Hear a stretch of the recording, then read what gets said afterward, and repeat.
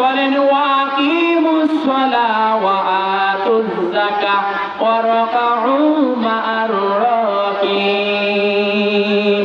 রব্বুল আলামিন বলেন ওয়াকিমুস সালাত, নামাজ কায়েম করো, ওয়া আতুজ যাকাত, তোমরা যাকাত দাও, ওয়া রাকাউ মা'আর রাকিন, আর তোমরা রুকুকারীদের সাথে রুকু করো। বলেন না সুবহানাল্লাহ। আমার ভাইয়েরা একান্ত আপনজন গভীর কান লাগান। রব্বুল আলামিন বলতেছে বান্দারে নামাজ কায়েম করো। আমার ভাইয়েরা আল্লাহ পাক কোরআনে কারীমের যত জায়গায় নামাজের কথা বলেছে, কোথাও রব্বুল আলামিন নামাজ পড়ার কথা আল্লাহ রাব্বুল আলামিন বলেন নাই। রব্বুল আলামিন বলেছে বান্দারে নামাজ কায়েম করো। আমার ভাইয়েরা নামাজ কায়েম শব্দের অর্থ হচ্ছে যে নামাজ নিজেকে পড়তে হবে, পরিবার পরিজন ছেলে মেয়ে বিবি বাচ্চা এদেরকে নামাজের তাগিদ করার নামই হলো নামাজ কায়েম করা। জোরে বলেন না সুবহানাল্লাহ। এজন্য রব্বুল আলামিন বলেন ওয়াকিমুস সালাহ ওয়া আতুজ যাকাহ ওয়া রাকাউ মা'আর রাকিন। বান্দারে নামাজ কায়েম করো। আমার ভাইয়েরা গভীর কান লাগান। নামাজ কায়েম করলে হবে কি? নামাজ পড়লে আবার লাভ হবে কি? রব্বুল আলামিন বলতেছে বান্দারে নামাজ যদি আদায় করো আমি রব্বুল আলামিন বিনা হিসাবে কিয়ামতের দিন জান্নাত দিয়ে দেব। বলেন না সুবহানাল্লাহ। আমার ভাইয়েরা নামাজ আদায় করলে হবে কি? রব্বুল আলামিন বলে বান্দারে জেনে রাখো 5 ওয়াক্ত নামাজ যদি সঠিক সময় আদায় করো বান্দা, আমি রব্বুল আলামিন ঘোষণা করে দিলাম বান্দারে যেদিন হাসরের মাঠটা কায়েম হবে আমি আল্লাহ ডান হাতে আমলনামা দিয়া বিনা হিসাবে জান্নাত দিয়ে দেব। জোরে বলেন সুবহানাল্লাহ।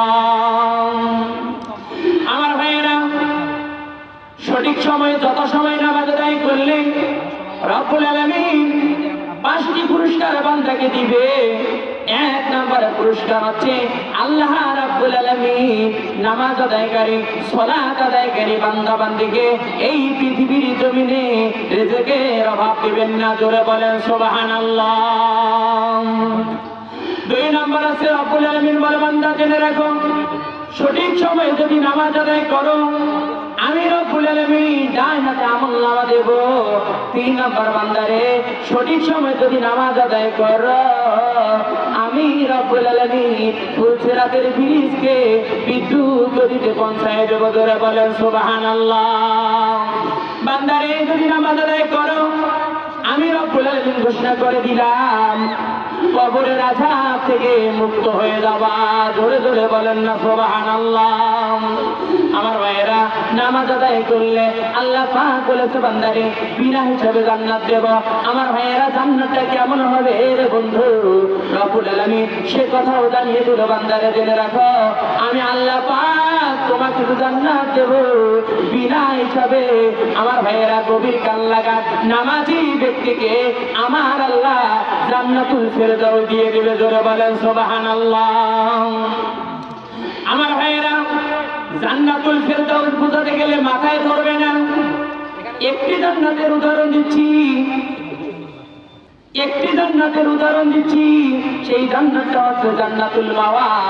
আমার ভাইয়েরা জিবরাইল আমিন একদিন আমার আল্লাহ পাককে বললেন রব্বুল আলামিন আমি জিবরাইল ফেরেশতা আমার 6000 পাখা আমি যদি জান্নাতের এক প্রান্তরে পাখা টাঙ্গাই আরেক প্রান্তরে চলে যাই ইয়া রাব্বাল আলামিন আমার বড় আশা আমার বড় শখ আমি আপনার জান্নাতটা ঘুরে ঘুরে দেখব।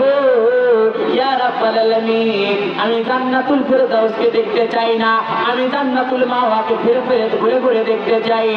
রব্বুল আলামিন বলে জিবরাইল রে আমার জান্নাত তুমি দেখতে পারবা না, আমার জান্নাত বিশাল বড় জান্নাত। জিবরাইল বলেন আল্লাহ গো না না আমার বড় শখ আমার বড় শখ আমি জান্নাতটা দেখতে চাই। রব্বুল আলামিন বললেন জিবরাইল যাও যাও যাও আমি তোমাকে অনুমতি দিলাম আমার জান্নাতটাকে ঘুরে ঘুরে দেখো। আমার ভাইয়েরা গভীর কান লাগান। এক পর্যায়ে জিবরাইল আলাইহিস সালাতু ওয়াস সালাম পাখা মারতে মারতে জান্নাতের এক পর্যায়ে পড়ে গেলে, ধপাস করে পড়ে গেলে ধরতে পারে না, উঠতে পারে না, আসতে পারে না। জিবরাইল আমিন ওইখান থেকে বললেন, রব্বুল আলামিন আমি নিজ নফসের উপরে জুলুম করেছি, আল্লাহ আপনি আমারে মাফ করে দেন আর আমার গায়ে শক্তি দান করে এখান থেকে আমি আপনার কাছে ফিরে যাইতে চাই। জোরে বলেন সুবহানাল্লাহ। আমার ভাইয়েরা, এক পর্যায়ে জিবরাইল আমিন ফিরে আসলেন, আসার পরে বললেন, ইয়া রাব্বুল আলামিন আমি নিজ নফসের উপরে জুলুম করেছি, আল্লাহ আপনি আমারে মাফ করে দেন।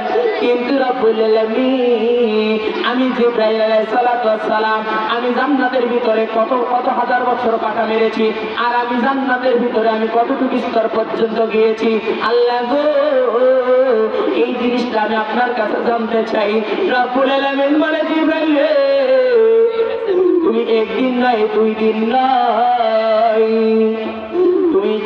তুই একদিন নয়, 2 দিন নয়, এই জান্নাতুল মাওয়ার ভিতরে 100 বছর নয়, 200 বছর নয়, 950 বছর পাখা মারার পরে তুমি আমার জান্নাতুল মাওয়ার 10 ভাগের কেবল মাত্র গিয়েছো 1 ভাগ। ধরে কন্যা আল্লাহু আকবার। আমার ভাইয়েরা, তাহলে নামাজ আদায় করলে আল্লাহ পাক জান্নাত দিবে, জান্নাতুল মাওয়া দিবে না রে বন্ধু, জান্নাতুল মাওয়া দিবে না। নামাজ আদায় করার কারণে আমার আল্লাহ ওই সমস্ত বান্দা বান্দীদেরকে জান্নাতুল ফেরদাউস দিয়া দিবে। জোরে বলেন সুবহানাল্লাহ। আমার ভাইয়েরা, এই জান্নাতুল ফেরদাউস তার পরিধিটা কেমন হবে?